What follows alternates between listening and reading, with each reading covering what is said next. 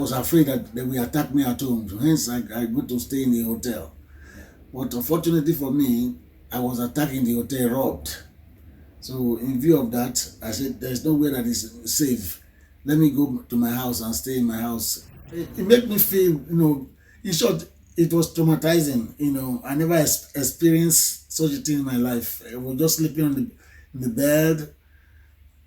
The door was broken, a gun on my head with a very sharp torchlight. The gold in my neck was torn away immediately. Then they wanted me to bring money and all whatnot. Being that I was using the POS, I use a card. I don't carry money. The money that was left in my spending was about 800 and something naira, which I left on the table. They first of all took that one. They didn't come particularly for me. They robbed everybody in the hotel. Okay. And they were not coming for me because I came from abroad. No. They robbed everybody in the hotel. As far as to because the hotel was in the NTA guest house where I was living, which is a very high security place. But they robbed everybody there. Then both the security and everybody were robbed. They went into the transmission room of the NTA, collect their materials, video camera and whatnot was taken from them. In short, the guards were tied down. They were tied. All the guards, they were tied down. So that was my experience was a very bad one. In short, People want to go home. The Edo people love their place. They love benin-city. But unfortunately, the great concern is about the safety. There's a lot of security issues at the moment whereby people are not sure of how to get to Benin, and even while they're in Benin, it's a lot of criminal activities, kidnapping, robbery, happening in courtesan, happening in Benin-city, which scare a lot of people away from going home. Not just Benin, I think Nigeria generally is having problem with security at the moment, and Benin happens to be part of Nigeria. Again, with places like Benin, whereby there's very few industries and companies, you expect that there will be probably high rate of insecurity due to lack of employment for the youth, where you have youth doing nothing, unemployed youths everywhere. They have to survive. They have to think about criminal activity, and that is one of the great problems. Though it's not a justification to go into crime. However, wherever there is economic issue, economic problem, there is more tendency for people to go into crime. It's unacceptable to do crime or to join in criminal activities. You see, it's a great problem to deal with, really, because we now have social problem, which obviously people now have more access to what is going on in the world due to evolving technological advancement. People can now see what happens in London, what happens in America, what happens everywhere in the world, in the United Kingdom, wherever you want to name it, right? And this is one of the problems, that people are not getting agitated about what to do. And some of the way to live a good life to those young boys are to steal, to kill, So it's not a justification because you want to live a good life, you must kill somebody else, you must kidnap somebody else to live a good life. However, the government needs to support this young one, which I thank God that the governor of Edo State is doing, is empowering the youth at the moment. It's a developmental program helping people in the state. I saw some few weeks ago or a few months ago that it was training some people on IT. I think about 200 people or youth going into IT. These are the only way to empower them. Until you empower the youth, they will continue to be crime. The unemployment graduate is so high that the youth don't know what to do with themselves, Nigeria say, oh, there's no employment, there's no work. But in Benin, let's go back to Benin, we are using, because I'm a Benin man, use Benin as a case study. I wouldn't say to the fact there's no work in Benin. The kind of work you might be looking for is not there. But the problem is, are the Beninese, especially the Beninese. I keep saying the Beninese. We are so, I'm a Benin man as well, we are so arrogantly proud. We don't want to do anything. Okay, why I say there's partially work and there's partially no work in Benin. If you are a graduate, you were supposed you study mechanical engineering, for example, and then you are looking for a white collar job. You don't have no business looking for a white collar job. The roadside mechanic that is doing, that didn't go to school, that is fixing your car, why don't you roll your sleeves and say, you know what? There's no employment. I create a job for myself. Let me look for a shade. This is what I did in uni. I studied it. I have a degree in it. Why not open my mechanic workshop? The roadside mechanic, you know how much he's making every day? You, the graduate, you are sitting down at home. You are doing nothing. You go from one beer parlor to another. I'll give you another example. When I was building my house in Benin there, I had this Benin youth in the area. I know some of them. They came to me, Chairman, hey, your boys are loyal. Hey, we hold your side. We hold your back. Nothing square. Chairman, we hate. Your boys are loyal. I know what they were after. I was like, okay, let me help these boys. They were asking me just for 2,000 to drink because that's all what they are going to do with the money anyway. I was like, okay, my guys, no one come. Instead of that 2,000, I have a problem with moving these blocks. Move these blocks from point A to point B. It was less than 50 meters. I was already doing it myself. I'm the one who's going to give them the money. I was doing it myself. I said, let's just do this thing.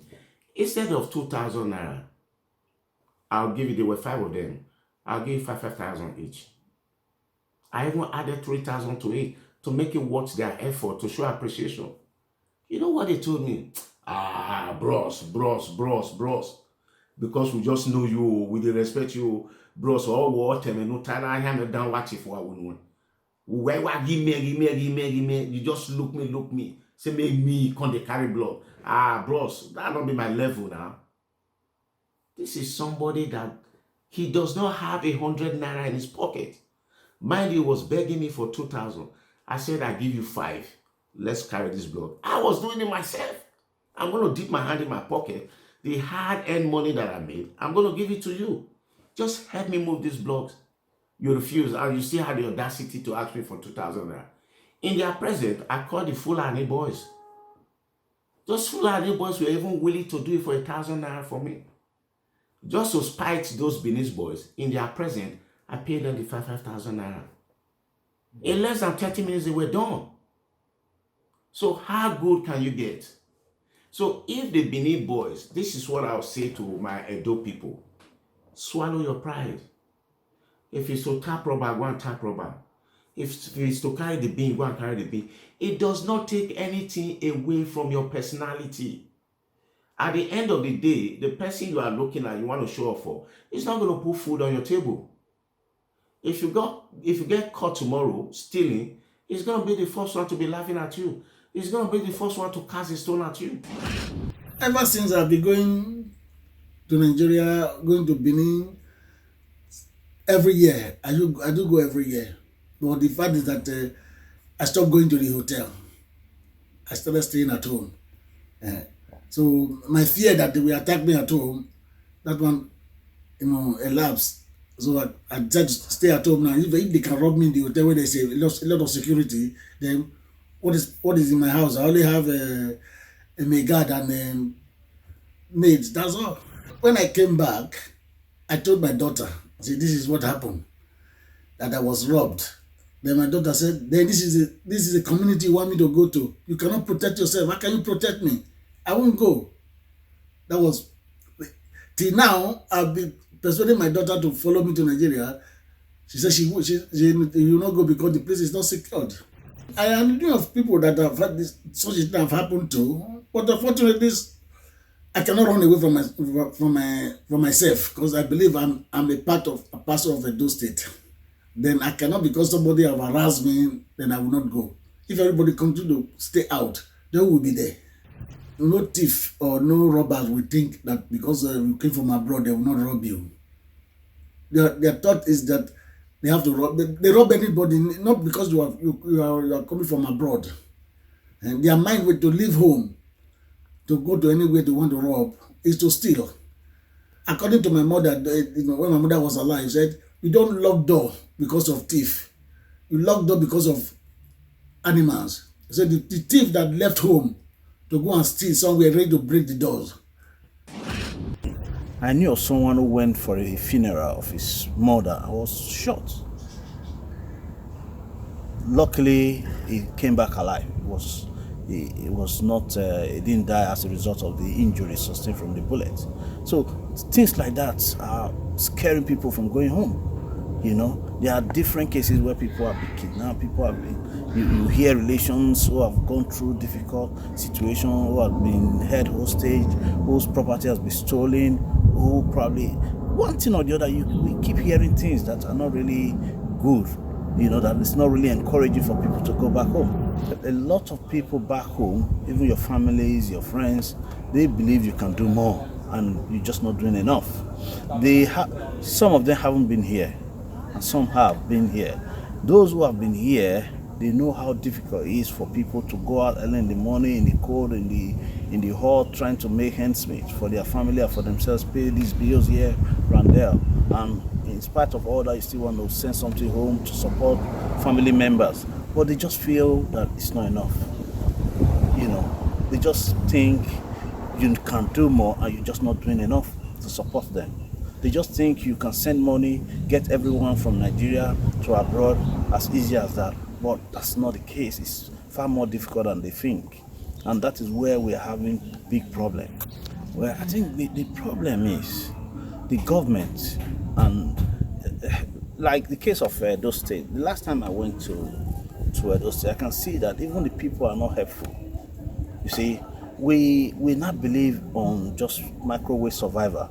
People do not want to do anything anymore. Maybe because they felt that even those that went to school, they are not finding jobs, they are finding life difficult. Even the educated ones are not going to crime because they believe thuggery is another way to survive. They're now being used by politicians to go into thuggery and all of that. However, having said that, when we were growing up in Benin, some people went to school. And those who felt they cannot go into studying or go into universities, they went to learn trades. Some were mechanics, some were panel beating, some were doing panel beating, some were doing tailoring, all sort of trades. They're coming together to support government in one sort of program or the other. It doesn't have to be government alone. A group of Edo people can come together to set up some skills acquisition skills center for the youth who are really willing to learn something, and also not just only in Edo State. We can have somewhere in Lagos whereby we take some of these Edo youths to in Lagos, Abuja, somewhere they can also compete with other people within Nigeria, because we shouldn't limit our youth to benin-city alone. We need to be a little bit diverse in our thinking and in the way we do business.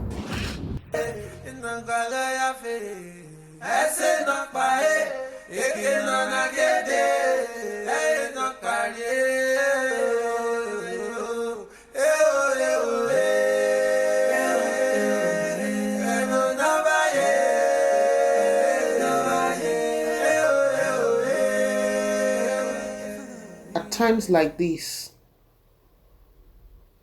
it doesn't make any of us happy, whether we are in the state or outside the state. And at times like this, we need to let go of any political affiliations and think of our shared humanity. A wise one once said, do not think of what you can get from your government, but rather think of what you can do for your government. This morning, I saw something that really, really touched my heart. Even in the United Kingdom, I saw some people painting the bridge, the rails on the bridge near their house. And I went and asked them, well, do you work for the council? And they said, no, we don't, but we are tired of seeing this bridge looking this way, and we've chosen to fix it. My people, it is time we come together. Time to come together to help our people. There have been many people displaced by flood, and myself, Loretta Oduwari Ogboro, and another erudite Benin woman, Esosa Edo Diaspora, have decided that we set up a GoFundMe appeal fund. Every kobo matters in whatever currency. Be a part of changing our own narrative. Some of you have worried, how are we going to get these monies to the people? I will be going personally myself to some of the affected area. And in conjunction with the ministry that is in charge of diaspora affairs, we are going to seek out those we can reach. We cannot reach everybody, but those we can reach, we will seek out. And rest assured, every single kobo that we get, every single pence, yen, p that we get will go to these people. My integrity is at stake. However, more at stake is our people. And let's do something now. We can decide to look the other way, or we can decide to do a little bit. Thank you for listening. Let the donations roll.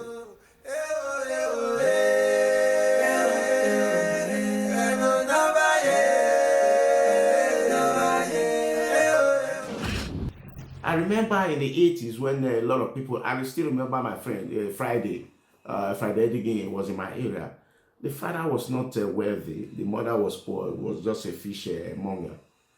For this boy to pay his school fees, in the weekend, he goes to the village to go and tap rubber. After tapping rubber, making his sales, he dresses, he cleans himself up, come back to Benin again. That is how he paid himself from class 1 to class 5. That is how he paid his money to travel abroad. So if our youths are ready to really dirty their hands, instead of hanging out in the beer parlor, a lot of Benin boys, if you go to Benin now, I bet you go to the beer parlor.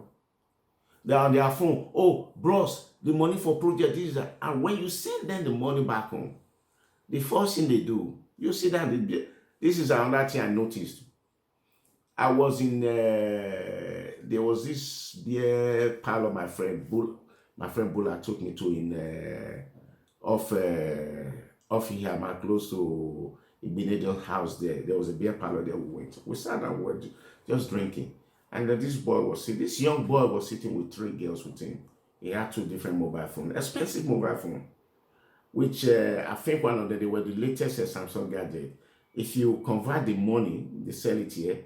He was holding a phone of not less than $1 million naira, because each phone was 450.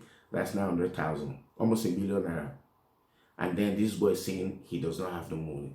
Where's your priorities? So while he was on the phone, telling his brothers to send him the money, then when he dropped down the phone, he told the girlfriend, say, don't worry, bros will soon send the money. Don't worry, send the money. This thing is no problem. You people eat, drink, there's money. Probably the brother is a security guard where he is. Probably he's one of these care workers, because care workers, what they do, it's one of them that go to help these old people clean their ass, carry their pee, wash them. He does not know what the brother is going through to bring that money back. But he is sitting down there, sleeping with different girls every day, lavishly in the morning. I think moving forward, the way forward, what we can do, this is my opinion. Maybe other people might have suggestions or have a way to find a solution. I think what we can do to address the issue in Benin, everybody has to be involved. The parenting has to be there. The police cooperation has to be there. Especially the government has to be there. Where the parenting comes in, you have a child that is bringing home what he's not supposed to bring home. What do? Your child have to explain to you where he got those things. And mind you, a lot of the Benin parents these days, they don't even want to know. They are part of the problem instead of being part of the solution. Because if they see Osaro building a house, then they now put the pressure on their son. Are you not ashamed? Osaro just built a 4 flat. What are you doing here? You are just here gallivanting and all that. I may just digress a little bit. I remember there was my friend, I don't want to call his name I didn't get his permission to use his name, but I'll tell the story. He was deported back home. This was about 5 years ago. He was deported back home. Before he was deported, this boy was the breadwinner of the house. They kept mounting pressure on him. Oh, this one built house, this one did this. What are you doing? You are just there. Because of the peer pressure, the pressure was getting from his parents, this guy had to do anything possible, even if he did the sales of drugs. You just name it, any crime to make the money. That's how parents can put pressure on you. Unfortunately for him, he got deported back.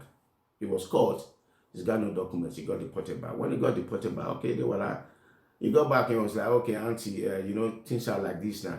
Can I use? He bought the car. He sent the car to the auntie. Can I just use the car? Do you know what the sister told him?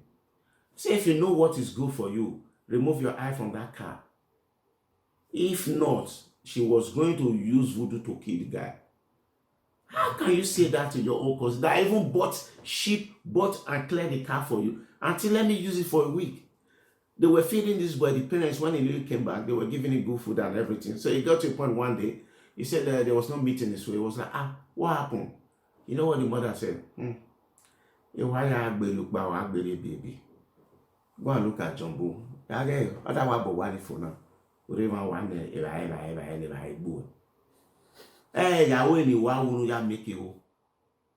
This boy now went in, regretted his life. Fast forward, the person that he never expected to bail him out flew all the way from abroad. That was a white lady. He didn't even consider to marry or to be friends. They were just boyfriend and girlfriend. He didn't really like the woman. But when that lady heard, that lady put all her money together. Her family, they don't know this family. They don't know this family in Benin. They sponsored the daughter to go and rescue another person they've never met. They don't know. Just because the daughter say, I love that man. He's in this problem. Let me go and help him. When the woman got to Nigeria, they were all surprised. They called the guy. They said something like, the one that said, he was shocked. Then when the girl told him what he came for, don't say a word. Because the guy learned his lesson. He told his family, he said, we are coming, we are going to Ring Road to buy something. He was not going to Ring Road. They went to Lagos straight away. He did not allow them to see the woman. They went to Lagos straight away. From Lagos, they did his papers and everything. They moved down here. So if the parents can stop putting pressure on their children. And then this one also happened to me. When I went to Nigeria, may soul rest in peace, my late uncle, the elder to my father, he came to me. He said, I was just being like I'm always interjecting into it. He said, I was looking at her, I said, Daddy, what's the problem? He said, Omani Twina, hey, when you do time away, Nina, why you hey,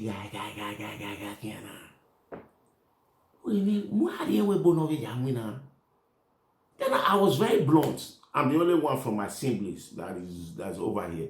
Because they refuse to travel. They don't see anything over here. They've been here, they travel here, they see it. They know how we suffer over here. For me, I prefer to be in Benin. But because Benin is not welcoming me, Benin is not giving me the atmosphere to thrive. That is why I'm still here. Okay, I told my uncle, I said, this is the downside, this is the downside. Do you know, uncle, what you are telling me to do is to carry my niece to abroad to go and prostitute, because that's what majority of the women do.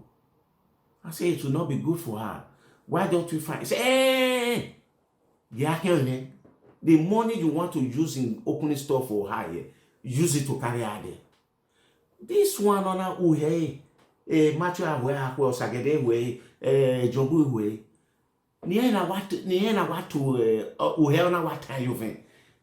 We no more do. At least so that I can go. Oh, we can go there.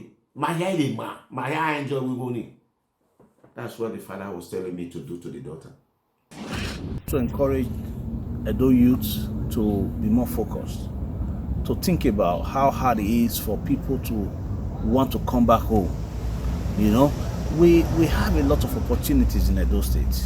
You know, we used to have farming, we used to have tourism. If you go to Igun Street when I was growing up, you used to see a lot of white people coming down there, buying some of our antiques and some of our arts works and all of that. But today, you hardly find anything around there. So I want to encourage our youth to be engaged in productivity, something that is creative, not just all about touting or fighting, courtesan. There are so many good things in Edo State. And this, by the time you will start seeing people doing something, it will encourage us back here in wherever we are in diaspora to come back home to support them. You really want to support someone who is doing well, but there's so much dishonesty, there's so much mistrust that you cannot even trust your own family, you cannot trust your own friends because of what is going on. You can come home and the next day you've been bundled like something else, and you've been treated like an idiot, you've been cheated. So people feel that whenever they go home, they've been cheated. There's a function going on there. I say, what is there? That place used to be a post office. They say no. It's a very good cultural center now. When I went there, I found that the place have developed. The promote shows there, the people come to do functions there, they come to art film. In short, there are a lot of things. Then, like the zoo. When I told them I was going to the zoo, they said, in the zoo, the zoo man was, or the zoo person was killed, or the policemen were killed. That I should not go there to go and win, to go there for anything, because I said, but when we were young, we used to go to zoo to go and watch these things. So these days, people take it as another point to go and rob. I said, are they going to rob any man? I said, no, they rob the people that come to watch to come and view. So if they can stop all those ones and they make the youth to believe that tourism is a part of investment, then it'll be good. So you see, the pressure from Benin people on the children creates the environment where majority they don't care anymore. They damn the consequence, because they want to live up to the standard of the parents, want to live up to the standard of the peer pressure from their youth. So they go into crime. So the parent has a lot to do by reducing the pressure they put on their children. Let them just enjoy their life. Let them find their path and guide them. I remember when I was growing up, my father was always talking with us. What do you want to do in life? If I'm doing something that I'm not supposed to be doing, my father will sit me down and say, gentleman, do you know the consequence of what you are doing? He gives me the picture.